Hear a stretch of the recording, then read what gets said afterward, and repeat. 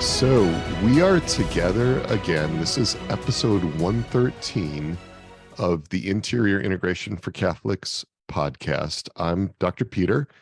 I am really excited to have with me today the lead navigator of the Resilient Catholics community, Marion Moreland. Welcome, Marion. It's so good to have you with us. And I'm glad you could be here tonight. Yeah, thank you for having me, and I'm excited to be here. So what Marion and I have been talking about, Marion had this idea. Originally I had an idea to just have an opportunity at the end of this series that we started on anger for individuals, our listeners, to just ask us anything about that series, anything that happened in there. You might have questions about things that came up, things that you'd like to share.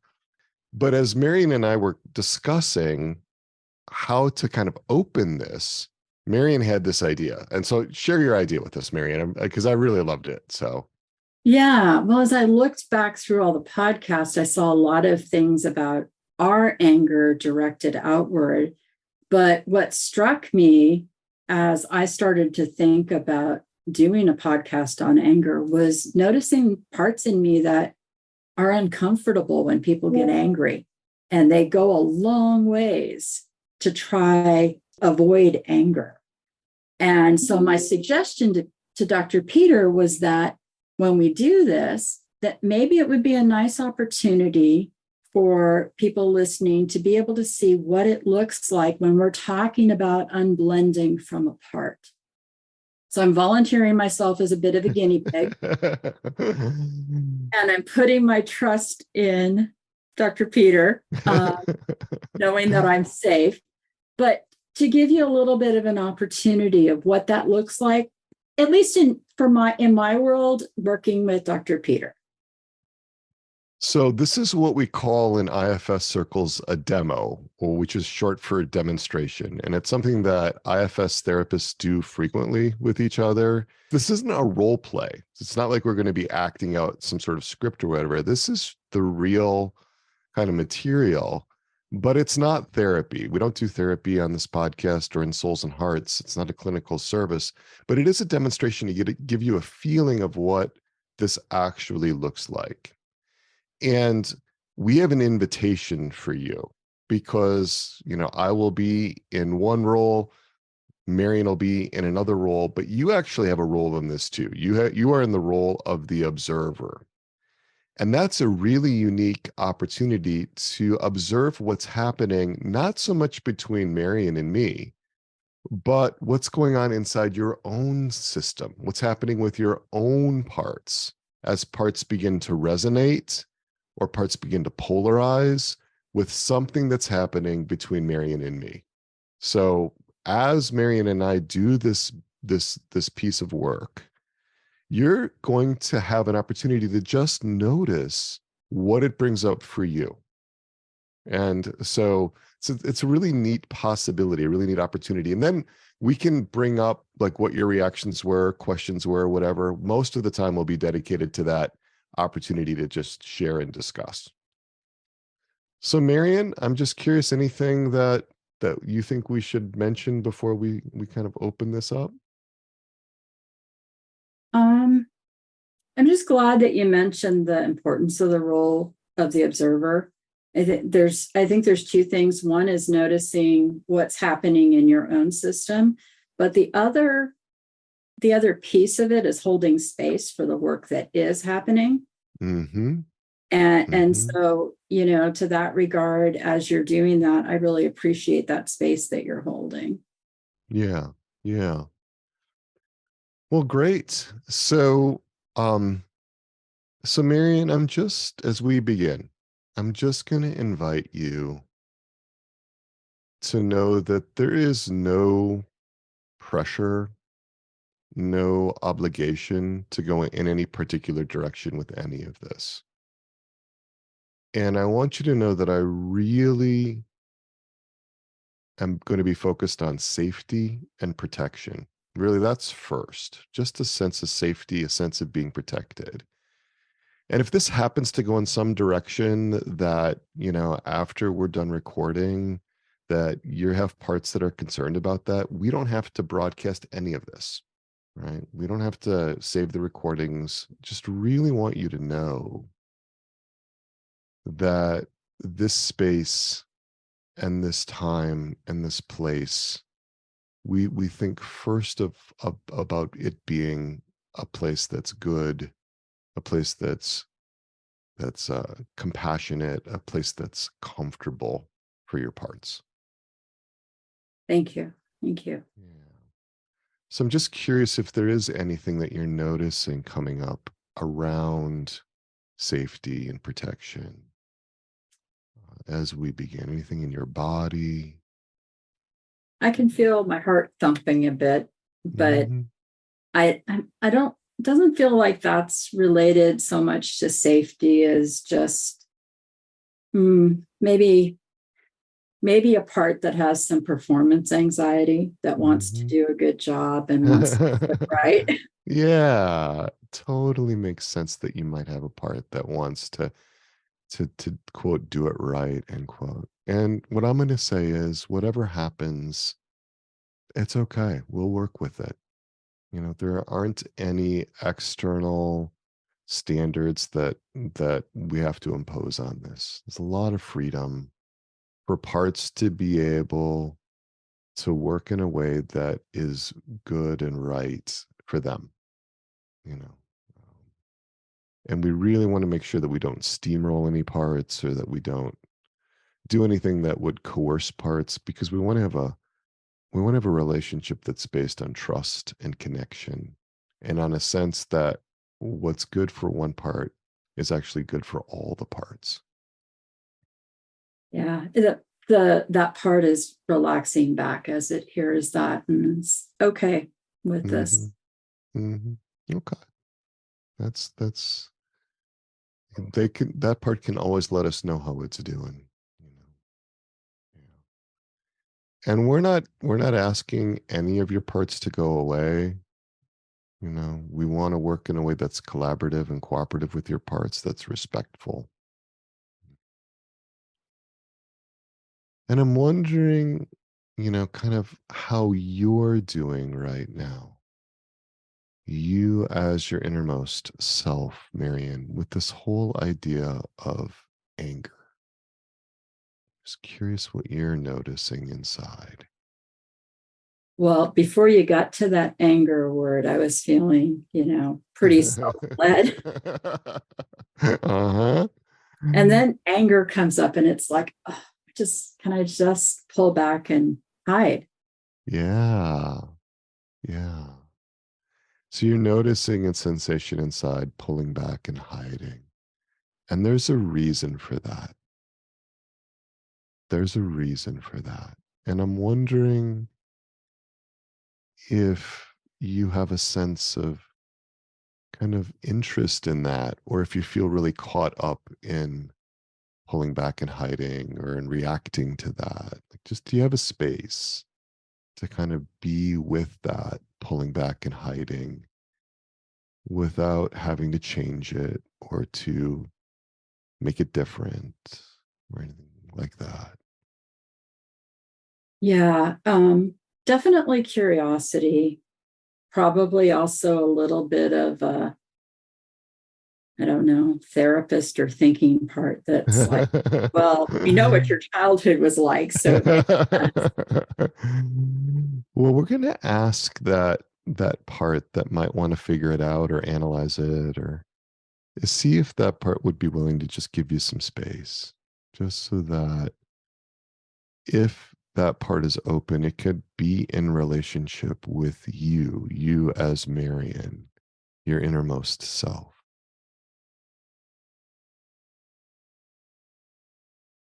See if that would be okay, if that would feel okay for that part that wants to try to figure it out or analyze it.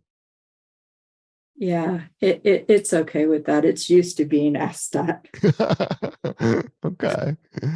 Okay. Well, a lot of but it helps me gratitude. a lot at other times too. So I really Yeah. appreciate that.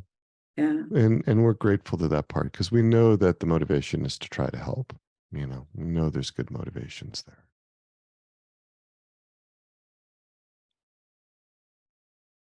Yeah, feels okay. So would it be okay to just be with that sensation of pulling back? For you to be separate from it, but near, and to just see where that leads.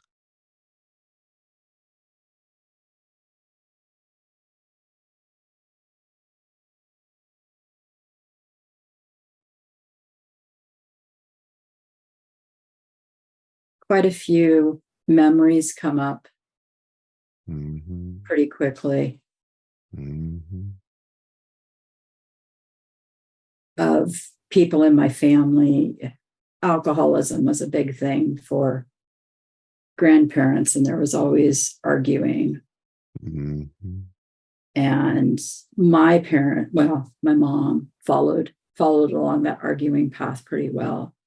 And I Hmm. just wanted out of the way. Okay.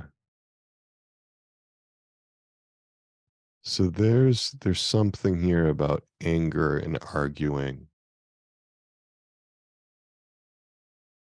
And I'm wondering if you can like see that part, sense that part in some way yet, or if it feels too hidden, far away for that. Hmm. Yeah, I can see the part. Okay. And would it be okay, just asking, would it be okay for that part to look at you as Marion, your innermost self? Or does that seem like it's too much? No, she's okay with that. Hmm. She's a little surprised Hmm. because she's kind of used to being unseen. Hmm. Well, let her know that she can decide how close or how far away she wants to be. She can hide if she wants to. She's actually sitting in the corner of a room, Hmm. and I just kind of sat down with her, Hmm. just kind of hanging out. Hmm.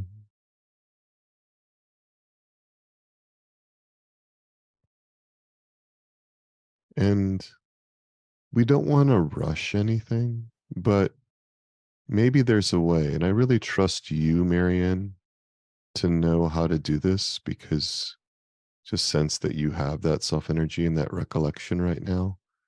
But to let her know in whatever way seems right that if she wants to share with you her story about anger, she's already started perhaps with some of these memories, but if she wants to share with you what she experienced and how she made sense of it, that we have some time for her to do that.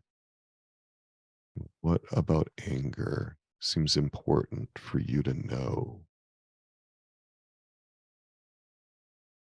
Mm. She's just kind of sharing that it always felt so big, like controlling, and you never knew whether there'd be violence to follow or Uh, ruptures in the family. so anger was dangerous. Yeah, and nobody seemed to hear each other. Like they were just yelling and yelling, and no one heard anything. Does this part ever come in contact with parts of you that carry anger? Just curious about Hmm. Hmm. how that works within you.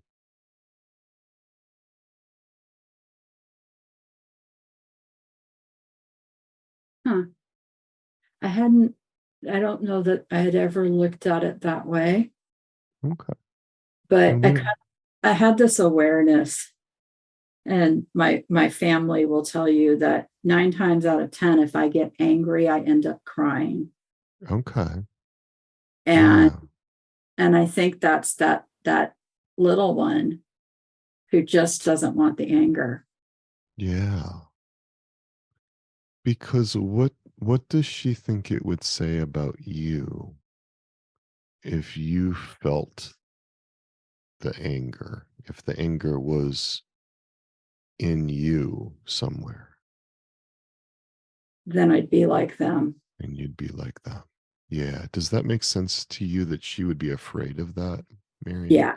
Well, Yeah. not even necessarily afraid, but like that's not what she wants. Like, Right. and I Yeah. feel like there's other parts that are kind of cheering in that to say, no, that was not the goal. We did not want to be like that. Right. It was really important not to be like that. Yeah. Let her know you get that, that it's really important not to be like what she experienced in some of those family members when they were taken over by parts that were angry.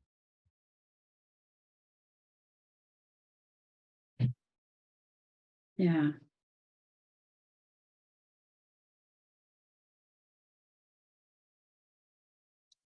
I think she's also kind of showing me that as we've grown, there's a side that can be a little bit more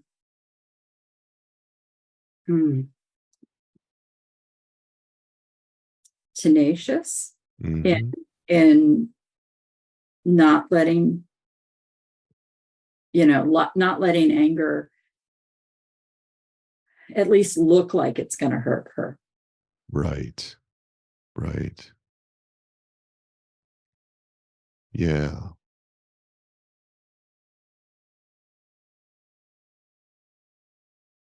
And I'm just curious, and it's not for today, but would that part be interested in getting to know parts of you that are tenacious, or maybe parts of you that even feel or carry anger in your system? Would that be interesting ever to her, or does that seem not not a good idea? Or I think she's open to it. And I will say it's not just because of today, but it's because I've done a fair amount of work with this. right? Like there's enough of a relationship there that I feel like we could probably do some really good work and she would feel a lot better. Huh? Because she could come to, yeah, come to connect if she wanted to, if it felt okay. And although that might not be the first thing she would think of, but that those kind of possibilities exist when we work collaboratively and cooperatively within our systems, you know, with the self leading and guiding. You mean connect with self? Yeah, like Other she parts. could be connected with self, and then the part that carries anger or the tenacious parts would also be connected with self. Okay. And then there could be a lot of safety there because Yeah. parts are not going to overwhelm, parts are not going to take over, polarize, enter into conflicts. And then the amazing thing is often parts can see the good intentions in the ways that other parts are trying to help. Yeah. Yeah. I think she's okay with that. Yeah. Yeah, Again, we don't want to rush any of it, and we're not going to do that part today. sure. But it might be something as parts kind of get to know each other that might be interesting for parts. Yeah. Yeah. She feels like she's got a place. Yeah, that she belongs. Yeah. And is seen. I think that's Yeah. too. Yeah. Well, does it feel like there's anything else that would be helpful as we kind of wind this little demo down, for you, Marion, or for your parts? No, I think we're good. And thank you from me and my parts. Well, it's been a pleasure to get to know your parts. I always feel closer to people when I have a sense of their parts, and yeah, it's been a privilege to be allowed in, and to be able to spend some time together. So I'm grateful to your parts, and I'm grateful for the ways that they've tried to help you, and for the ways that they were willing to try some new things today. you know, So, and for the good work that you've been doing with them. So I feel so much more calm, hmm like there's more space. And, hmm it doesn't feel like that part's like eating at my chest or causing hmm me to want to back away. So you're able to notice that in your body too, which Yeah, is wonderful. I'm very like somatic. I notice a lot. That's how I notice a lot. That's where you're going to notice a lot about anger. I really do believe that oftentimes our bodies hold a lot of anger. There's a Yeah. lot of gratitude, and if it's helpful to write things down, make a couple of notes, whatever, or if it's helpful to set up a time with your parts to where you're going to revisit, reconnect in your regular parts check-ins or your part sessions or your work outside with another person, you're welcome to do that too. So. Well, the part of me that's in a cast is not going to write and going to be great. I suppose not. Yeah. So Yeah. so what I thought we might do is just to transition into folks asking questions. We have lots of opportunities today. We've got, almost an hour left. We had a couple of folks write in questions, but if there are questions that folks would like to answer, you have the ability to unmute yourselves and to just ask, or to, if you want to raise a hand, either a physical hand or an Virtual electronic hand. hand, a virtual hand. Yeah. About anything that, we've been covering in these episodes on anger. It could be from what happened today in this demo that Marion and I just did, could be about, my parts from the last session, because I shared a little bit about that. Could be conceptual stuff. Just want to make sure that we have a lot of space for folks to do that. So you're also welcome, if you don't want to speak out loud, you're also welcome to put them into the chat box and let us know there. So.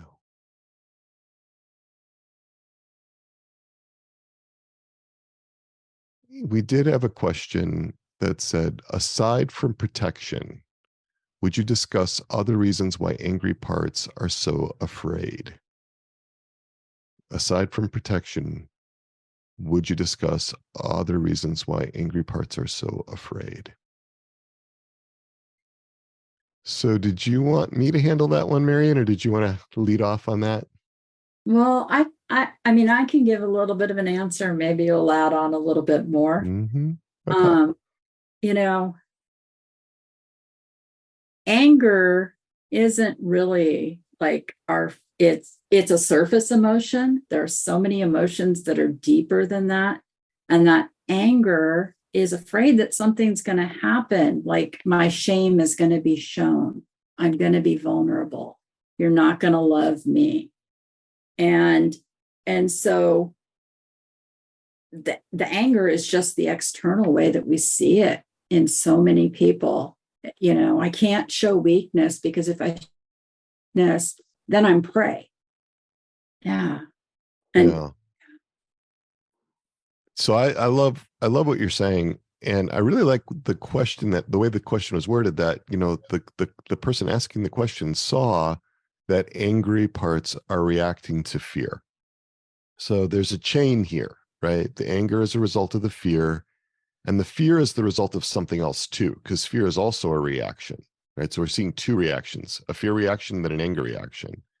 But yeah, you brought up what parts are often concerned about: shame, grief, guilt.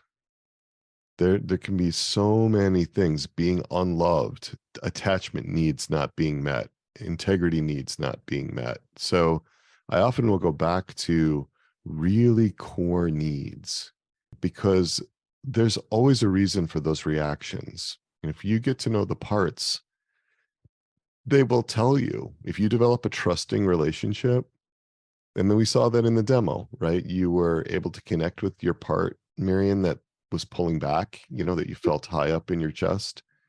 And it was able to share with you like what it was concerned about, what that part was concerned about. So one of the beautiful things about this kind of an approach is that we don't have to figure it out. We don't have to make interpretive statements. We don't have to, analyze. What we do is we develop relationships. We help create a sense of safety, and then parts open up and they just tell us. Yeah, that question, that so much, how do I know whether this is a that or this is whatever? Just ask the part. Just ask. Yeah. And if there's enough safety, if there's enough confidence in the system, if you're unblended enough, then the answers can come. But we also want to be patient. If they're not coming, there's a reason for that. There's a reason for that. And one of the things that's really important in working in the way that we do is to be patient with that. We don't, and to assume that there's reasons why things are happening the way that they're happening. It's not just random. Yeah, I would add that in the demo that we were doing, I will say that young part we were working with, it's an exiled part, which is not normally where we want to go to first. But the only reason we can go there is because I have worked with the protectors around her. That thinking part that wanted to come in and analyze it, it could tell you 6 ways from Sunday of all of the reasons, right? And a lot of excuses, but not let me be in relationship with the part. Right. So we have a question here. My angry part doesn't feel like an exile. It feels more like a firefighter. Well, that makes perfect sense because most of the time anger is threatening to some other parts. And so, yeah, it can be both an exile and a firefighter. I find that to be a very common situation. But yeah, that it feels more like a firefighter when it's up, that makes sense. And the person goes on, when it comes out, it's bold and even aggressive. And can you speak to that scenario? So firefighters, their job is to distract, right? They react to exiles breaking out. So typically when you see firefighter parts getting really angry, bringing a lot of anger into the system, a lot of felt anger, it's because that anger is serving to distract from some experience that seems really, really threatening. Something that an exile is carrying. And again, that could be shame or grief or a sense of loss or a sense of the loss of a critical relationship or the potential loss of a critical relationship, something like that. And again, the process is the same, right?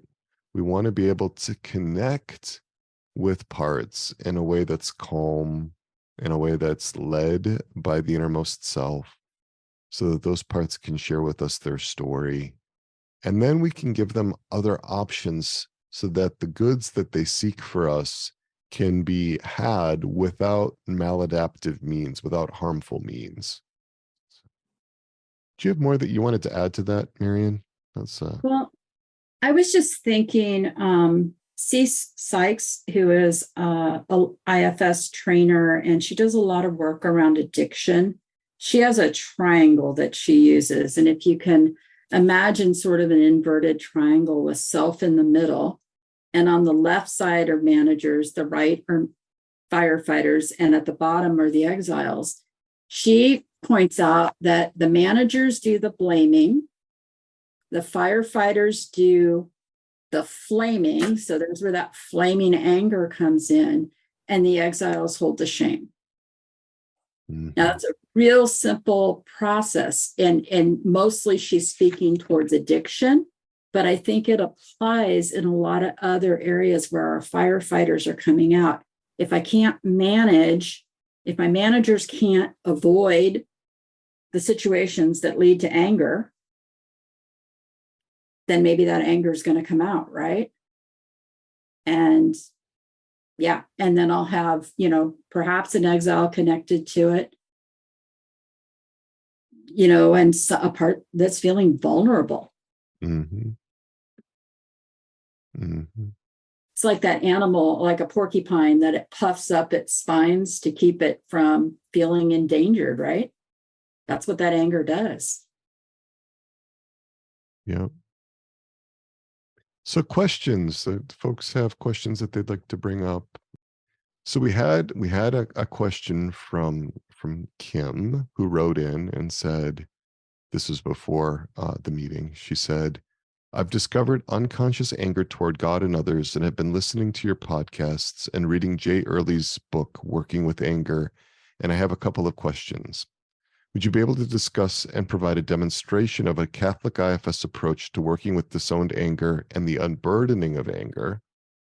And then regarding Jay Early's statement, you have the client sense where the anger is carried in the protector's body, and then the protector releases some of the anger to one of the elements, light, water, wind, earth, or fire. Can you please provide a Catholic view on releasing your anger? Okay. Well, this is a really great question because it gets to the question of how do we resolve anger? Not just how do we manage it, or how do we suppress it, or how do we override it, or how do we avoid it, but how do we resolve it? And so my first thought on this is, remember that anger is a response. St. Thomas Aquinas would say that anger is a response, an ordered response to injustice, to the perception of injustice. And so when I look at anger, I don't think about immediately releasing it. I think about, let's get to what the cause is and unburden that first. If the anger is an intense reaction to feeling overwhelmed by grief, then I'm going to want to eventually get to the point where we can unburden parts from that grief, or from shame, or from whatever the burden is.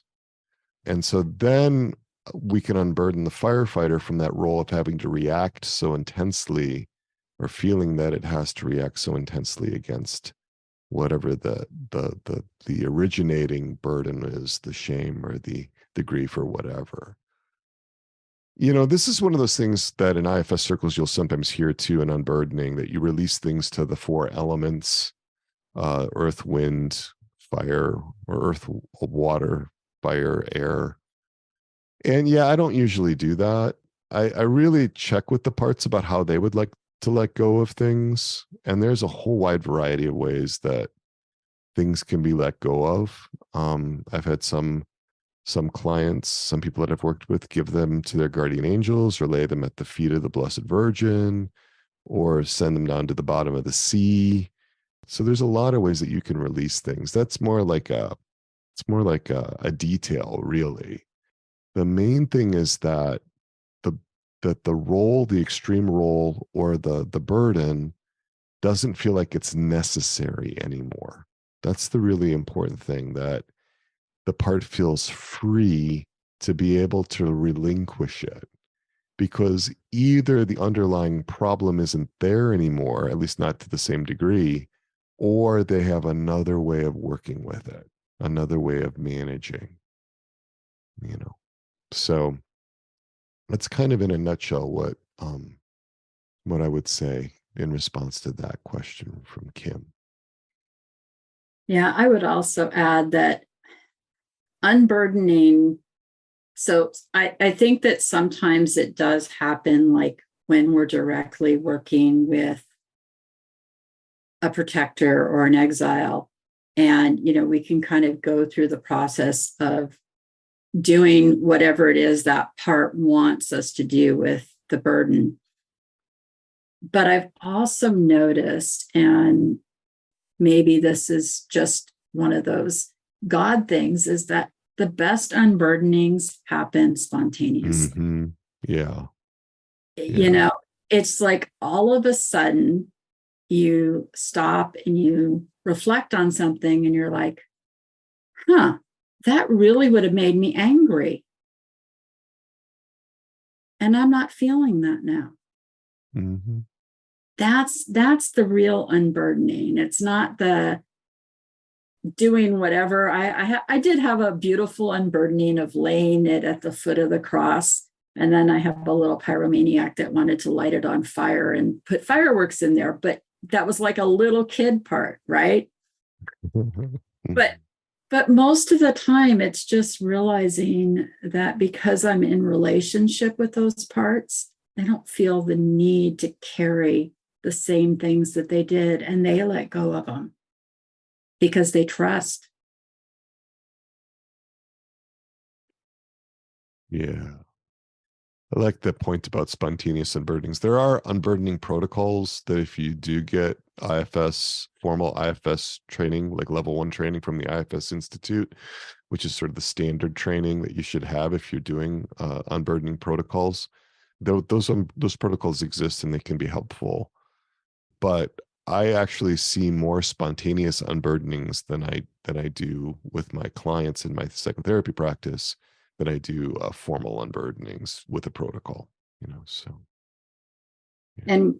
And a lot fewer people come back a month later and say, it feels like this came back again. Right. I think sometimes we can rush past the protectors and exiles too fast and make it look like we're letting go of something. Like there's a manager part that's driving for that to happen. Right. When it really hasn't happened. Right.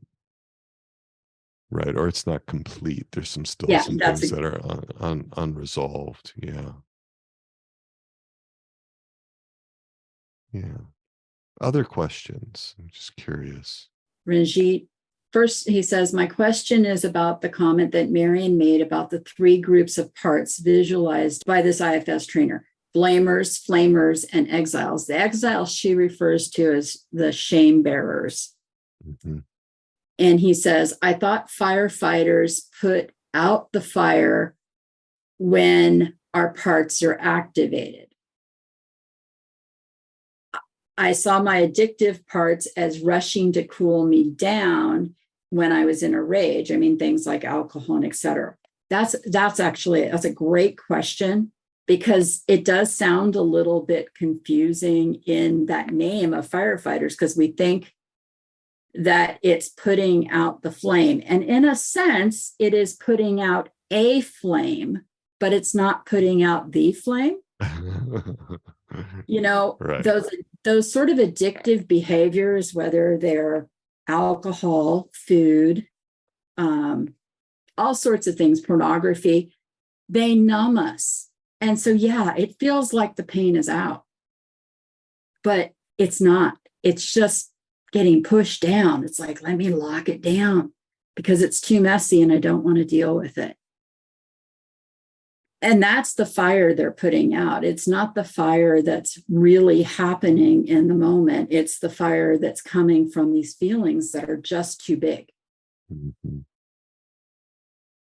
Do you want to add to that, Peter, before I read the second part? Yeah. So I would say that, and also firefighters, when they fight those secondary fires, they're fighting fire with fire. They're often creating, other circumstances that can be really, really difficult. So, but they're so focused on trying to save you from often a life and death kind of situation. At least it seems that way to the firefighter. And so there's not a lot of concern about long-term consequences, very short time horizons. They're working really hard to try to make things okay for you in the moment. Just like, when firefighters come into your house, they don't worry about, because there's a fire and they're spraying water everywhere. They're not worried about like the impact that water is going to have on your carpet, or what it's going to do to your horsehair rug or your furniture, Or when they open up the wall because they can't see the fire. Right. But their motivations to help, right? St. Thomas Aquinas says that we seek at least a perceived good, even though that good might not be an actual good, or it might be a lesser good. We're still trying to find a good there. And a lot of times parts don't understand that about other parts. They just see the harmful effects, for example. And so they can assume that the part is bad or wrong or even evil, so. And the second question is, when we encounter our parts in IFS, they're at different ages and stages of development. Do they always remain that way? Will you always have parts as children, adults, and old people? You want to jump in first on that? Sure. So remember that when parts are sharing with you like their age or their stage of development, they're sharing with you how they understand themselves, right? So this is a phenomenological experience. It doesn't necessarily reflect your chronological age, how many years you've actually been on the earth. It's how they understand themselves. And that can be very fluid, parts can take on different ages, kind of, depending on if they feel themselves back in different situations. Because sometimes, parts that handle difficult situations had to do that at various points during your life. So there can be like a time where they experienced that freeze response and when there was violence in the home when you were 3, but it also happened again when you were 10, and it also happened again when you were 15. So that part might come out and look like a 3-year-old and sometimes a 10-year-old at other times, and a 15-year-old at other times. So yeah, there's a lot of fluidity, I think, in this, because what you're dealing with is more, how do I understand myself? How do I perceive myself? How do I experience myself, for the parts? And that can change quite a bit. So yeah, they can change a lot. They can have different desires. They can have different beliefs, attitudes, assumptions, body sensations. They can have different emotions. All of that can change, and frequently does. So what would you add to that, Marion, just about how parts can Yeah, change? I mean, I think that's a pretty good explanation. I think just the one, like with parts that have had to adapt throughout the ages, like we have this term that sometimes we use as a parentified child. So a child who had to be more like an adult and often to take care of their parents when they were really young. Well, the things that they did maybe at 5 to manage that situation look very different than what they did at 13 or 18 or 25, and so sometimes the part presents differently. Sometimes it presents the same, but has different emotions, body sensations, feelings attached to it. But in general, yeah, sometimes we're going to have young parts in our system. They're going to stick around. Like, I don't know. I feel like those are our playful parts, the parts of me that can relax and have fun, being a little silly. And I don't want to get rid of those. Yeah. Many times parts are really, they really experience themselves as young, phenomenologically young. Yeah. It's normally where we first encounter them anyway, it seems. Yeah. So anybody would like to ask a question out loud? Do we have? Yes, Madeline. Thanks, Dr. Peter. So I just want to say I kind of came in with some sort of sense of what I wanted to ask, and then really that you've both answered that really for me. But it was really helpful to me, the demo that you did, because I've never looked at my angry parts. I'm not, I don't really want to, because, and so not by myself anyway. So, but it really helped me to see, like, as I followed it, because I had, my childhood, there was a lot of fighting and stuff. Sounds somewhat like Marion's and how frightening that was. But so Marion's responses to you, Dr. Peter, really helped me to see my own. That's really helpful. So thank you for that. And I thought just now what you were talking about, parts phenomenological experience, very fluid. That's so explains what a lot of us feel when we first start doing IFS and trying to track our parts, and we end up with, all these parts. Well, that explains it. I mean, that was really clear. So that was helpful. Good. One presenting many different ways. Yeah, parts can present in different ways and often do. And so it can take some time to develop the trust and the confidence in the relationships for them to be able to reveal more, to be able to tolerate being seen and heard and known and understood, because parts really want that. But some parts have experienced being seen, heard, and known as dangerous. Like that somehow that was like really a problem for parts.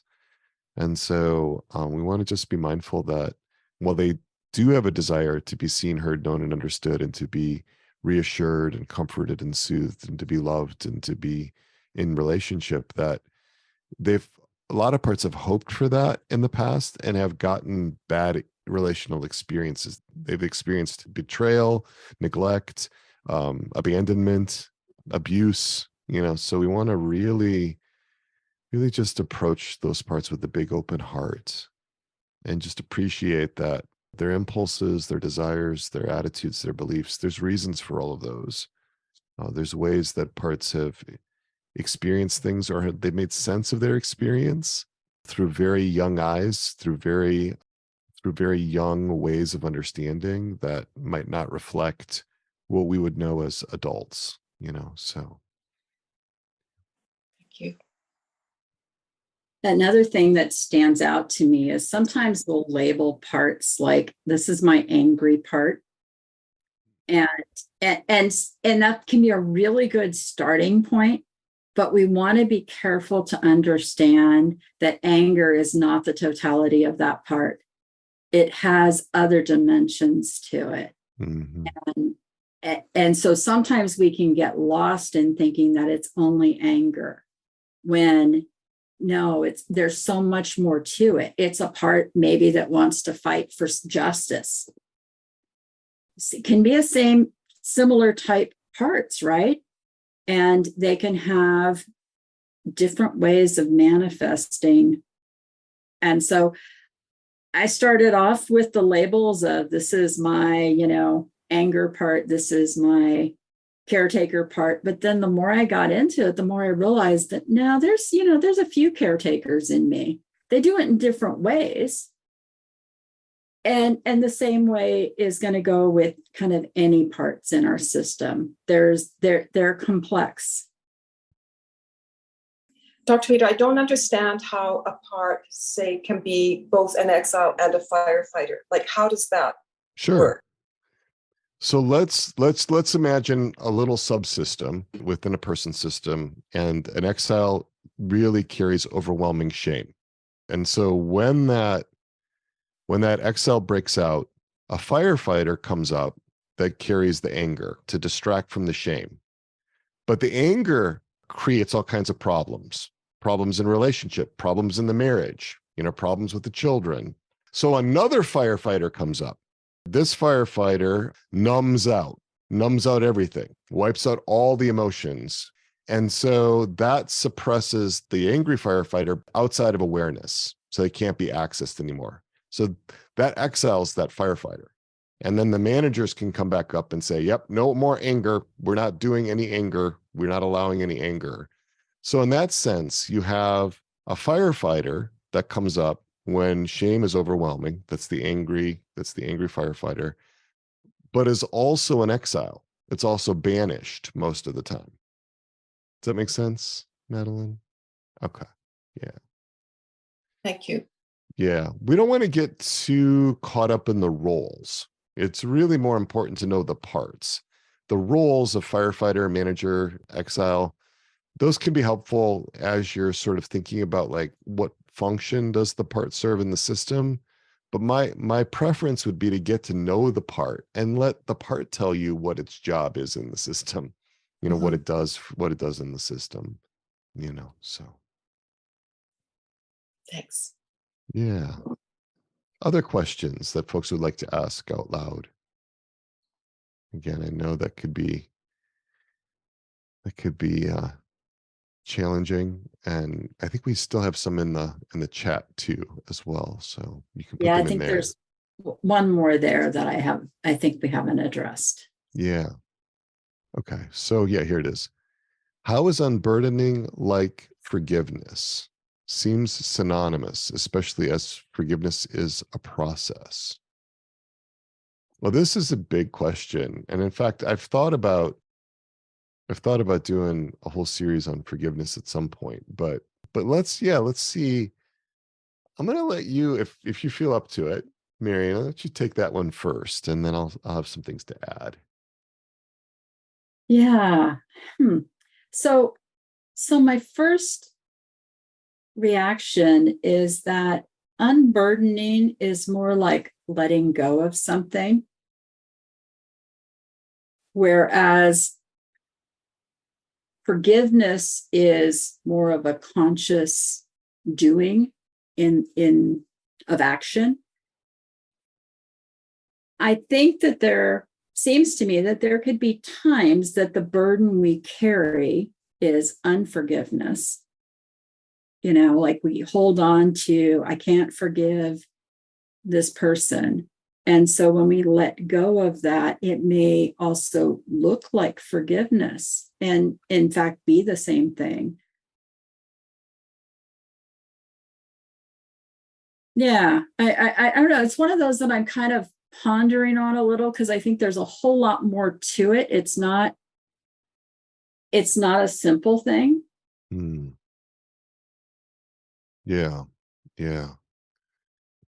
So I think there's like, and I'm not an expert in the forgiveness literature. In fact, there are whole therapies based around forgiveness now.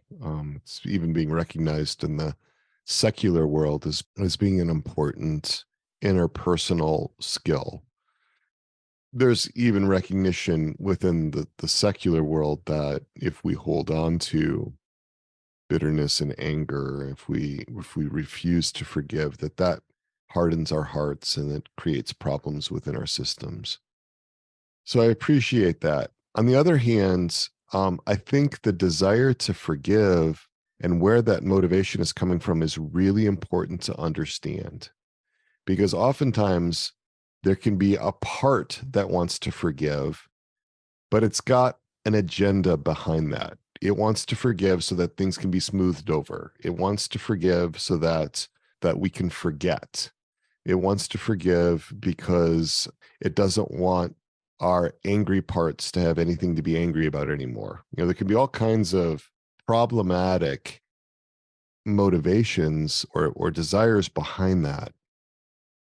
Sometimes the forgiveness stays at the level of the will. I willed the forgiveness of this person, but I'm not willing to address the emotional components of the harm. And so in that sense, forgiveness can be a form of spiritual bypassing. And I did a whole series of 5 weekly reflections not long ago on spiritual bypassing and how forgiveness can be a part of that. So when I think about forgiveness, I'd like to see that be something that the parts under the leadership of the innermost self can come to and feel free to be able to do, to not forgive out of a sense of being forced or coerced, or to do it out of a sense of servile fear, or because of other reasons, because of the threat of the loss of relationship, because it feels like there's a kind of gun to my head if I don't forgive. So I'm concerned about, yes, not forgiving on the one hand, but a kind of incomplete or quasi forgiveness or a pseudo forgiveness on the other hand. And so I'd like to see that come from a more integrated place. Can parts make you forget? Yes. Oh, absolutely. Absolutely. One of my favorite parts. Right now. And sometimes those are the ones that are the hardest to work with, because it's like you kind of just keep going in this cycle of, I want to work on something, and then all of a sudden you're not there, right? Or you can't remember, or you find that there's gaps. Absolutely. Parts do that to help protect us. Mm-hmm. Mm-hmm. Because sometimes what we've experienced is too strong for us to remember in Right.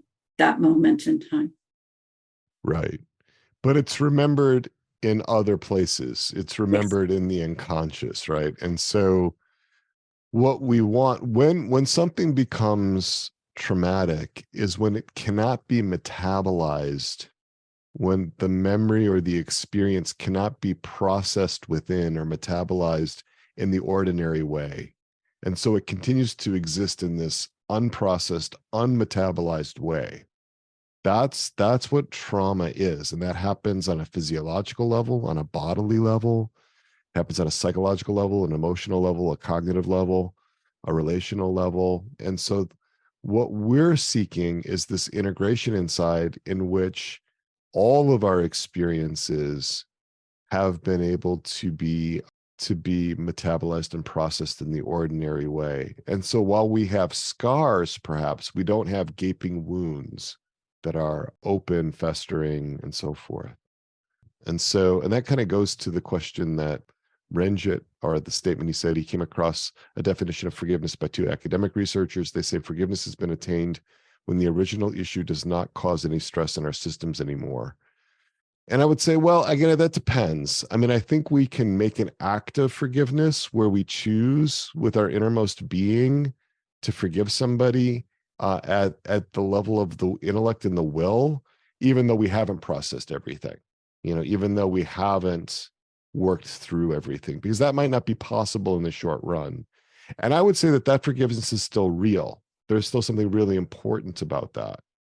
But I would also hope that we would be able to have some integration around that forgiveness so that the underlying harm, again, has been healed within our systems. So other questions, somebody might want to ask something out loud. I think we have another one that's come in on the chat.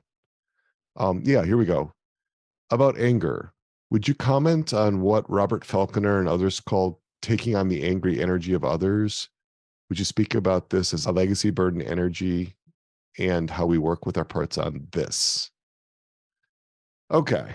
Well, that's a pretty advanced topic. When we get into what Robert Falconer, Richard Schwartz, and others within the IFS world called legacy burdens, they're talking about a burden which is not a personal burden, but it's a burden that was handed down through your family line or through your culture.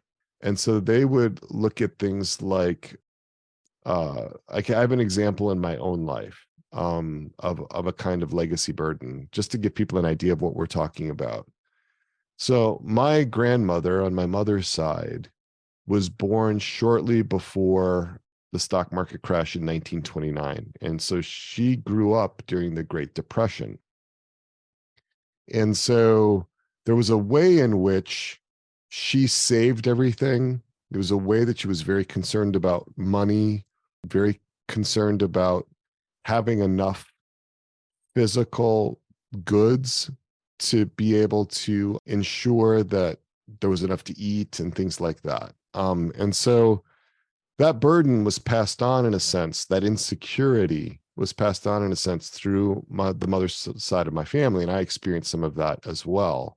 It wasn't something I experienced personally. I didn't experience the Great Depression personally, but there were ways in which that experience was handed down through the generations. It reminds me of the Old Testament verse, the sins of the fathers are visited upon the third and fourth generation.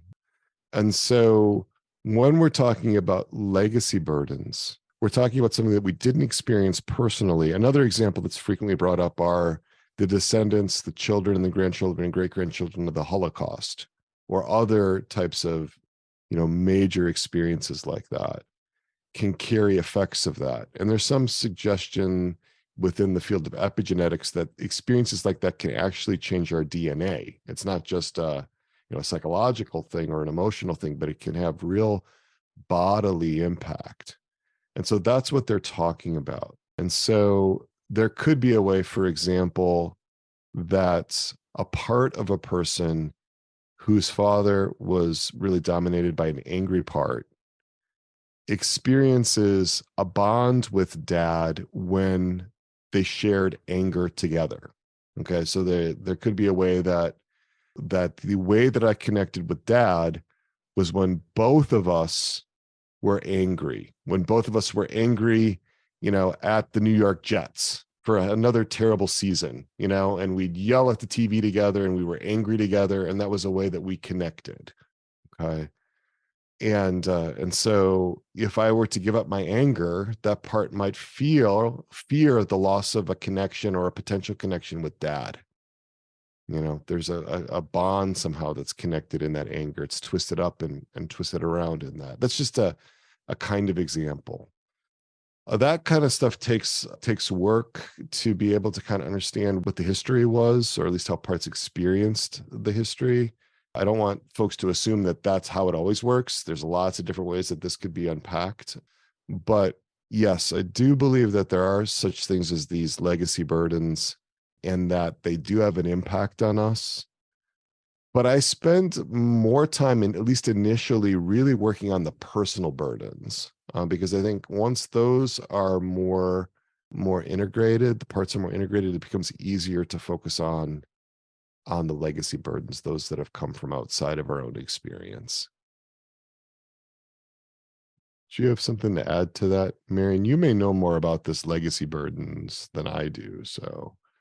Well, I have a part because I know we've discussed wanting to talk a little bit more about the resilient Catholic community, and I haven't shared this with you, so Oh, okay.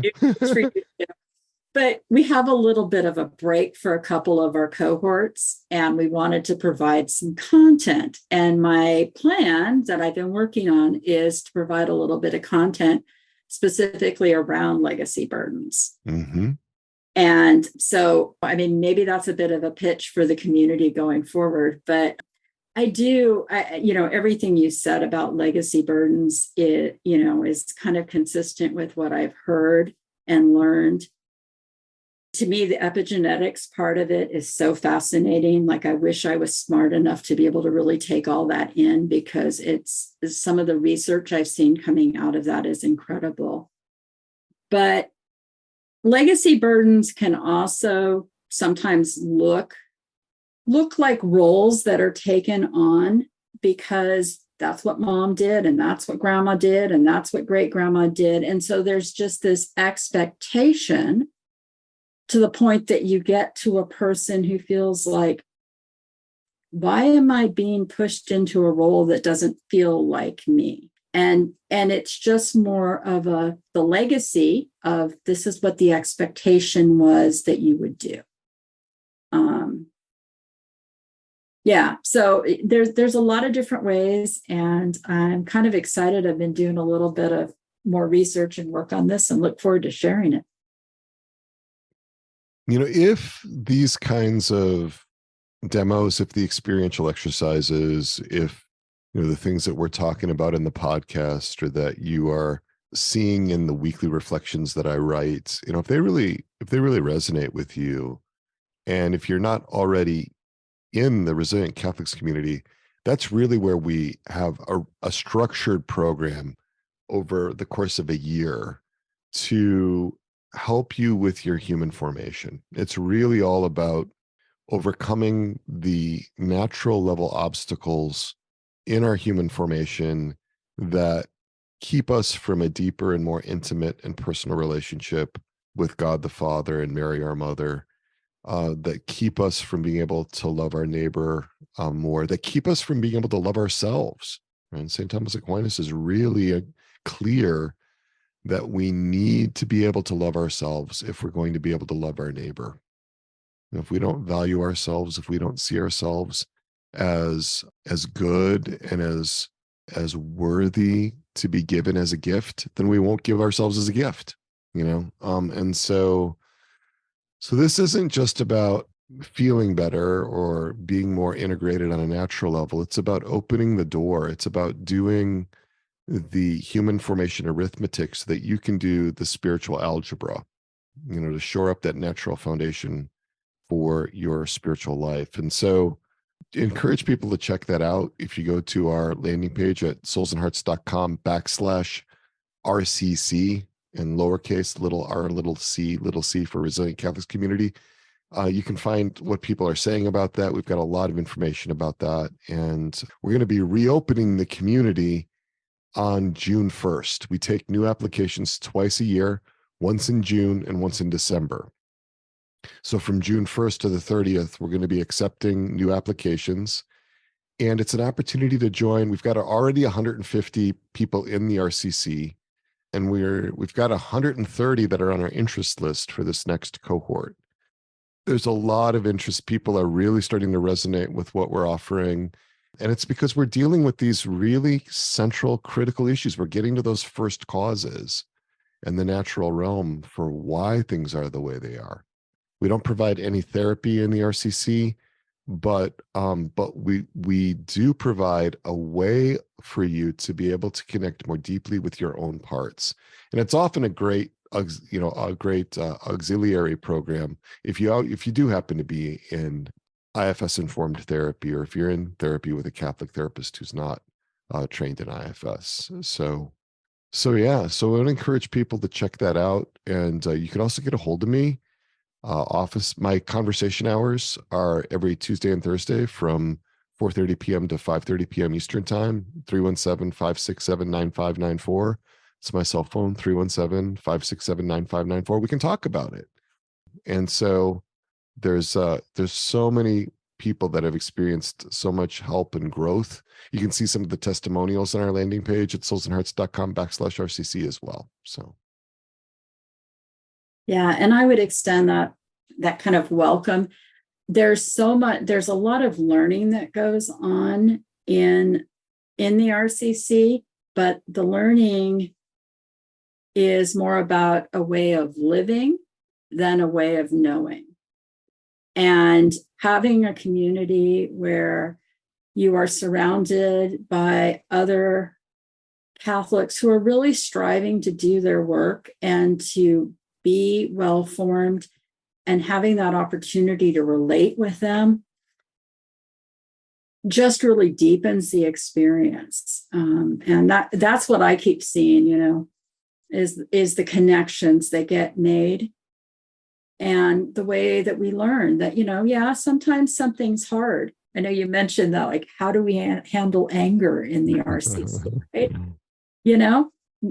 We listen to that part, what that part is speaking and what its need is. And, we try to work within that and model as much as possible what we're trying to teach through the community and through the podcast. So.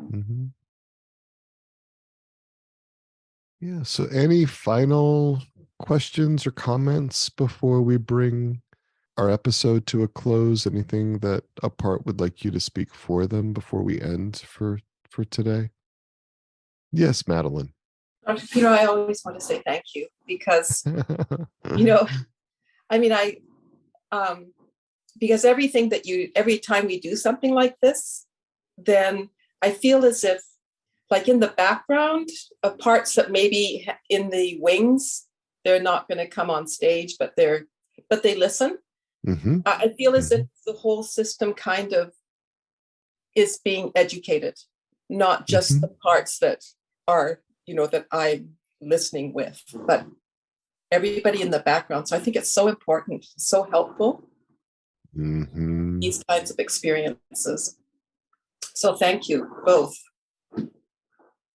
Yeah, I wanted to read on that line. Reggie made a comment in chat that he thinks it's wonderful to be able to handle the deepest and probably most painful issues in our life with an approach that is faithful to our faith. So that was beautifully said. Thank you, both of you. That's a really important aspect of it, is that we have a sense of safety in the shared faith, and that we also have a sense of belonging. And as your parts are seen and heard and can be shared with other people in the community, like parts recognizing similar parts in other people, that just leads to a depth of relationship and a depth of connection that is really, truly beautiful and wonderful. We saw that come out in our retreat that we had last year, the human formation retreat that we have in August, each August, and we're looking forward to doing that again. Just the ways that people can say, look, I'm not alone. I actually belong. There's ways that other people have experienced similar things, but I've gone through life for so many decades and I've never heard about it because so much of this is hidden and not brought out. And so we're seeing a lot of connection along those lines within the RCC, and it's a beautiful thing. So much of the healing happens, and it's not just because, like you were saying, Madeline, it's not just because one part was being worked with in some very direct way, but parts are learning things by osmosis. They're picking them up, and that has a healing effect as well. And so, yeah, we really do rely on that within the RCC. So thank you. I also want to say thank you, Pete, for helping me see myself more than I ever could have done it by myself. So I really appreciate that. And all your work, how beautiful to see how God is using you. Well, thank you, Karis. It's a blessing to see you. It's a blessing to know you. Karis is one of our RCC members and very near and dear to my heart. We've known each other for a lot of years because we're both in Indianapolis here. So yeah, so good to see you tonight. Thank you. Well, what I'm going to invite you to do, what we've done in the past, is I'm going to invite all of you, if you feel like it, to unmute. And I'm going to go ahead and say the invocations of our patroness and our patron. Our patroness is Our Lady, and our patron is St. John the Baptist, because he prepares the way for the Lord. And that's what we feel like we're doing with our human formation work, preparing the way for you to develop those spiritual relationships. And so we'll invoke our patroness and our patron. And if you feel inclined, you can join us in saying the responses. Our Lady, our mother, untier of knots. Pray for us. St. John the Baptist. Pray for us. Thank you. God bless. Thank you, everyone. Thank you.